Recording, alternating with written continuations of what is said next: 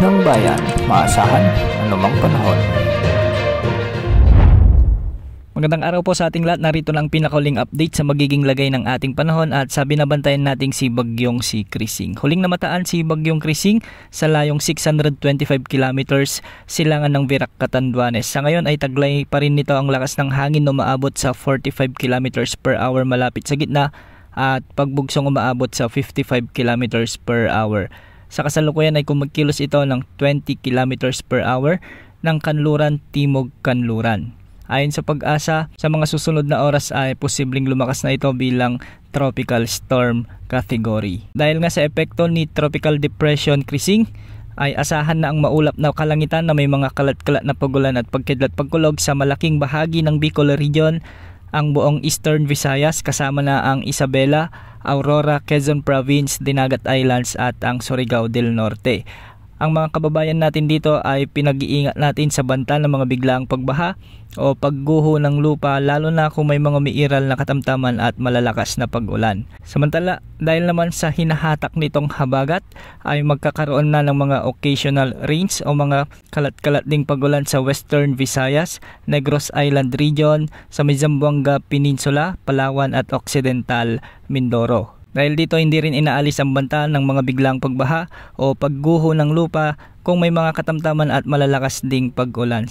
Habagat din ang nagdadala ng maulap na papawirin na may mga tsansa ng mga kalat-kalat na pag-ulan at thunderstorms sa Metro Manila, Central Visayas, ang nalalabing bahagi ng Mindanao, sa may Central Luzon, Calabarzon at Mimaropa. At para naman sa nalalabing bahagi ng Luzon, ay habagat din ang magdadala ng bahagyang maulap hanggang sa maulap na kalangitan na may mga tsansa ng mga kalat-kalat na pagulan at thunderstorms dulot ng mga severe thunderstorms. Makikita nga natin sa ating satellite animations na maraming lugar sa ating bansa ngayon ang nakakaranas ng mga pagulan dulot ng pinagsamang epekto ng Bagyong si Krising at ng hinahatak nitong habagat. Ayon sa Pag-asa ay posibleng itaas na ang Tropical Cyclone Wind Signal number 1 sa bahagi ng Cagayan Valley ngayong gabi o bukas ng umaga.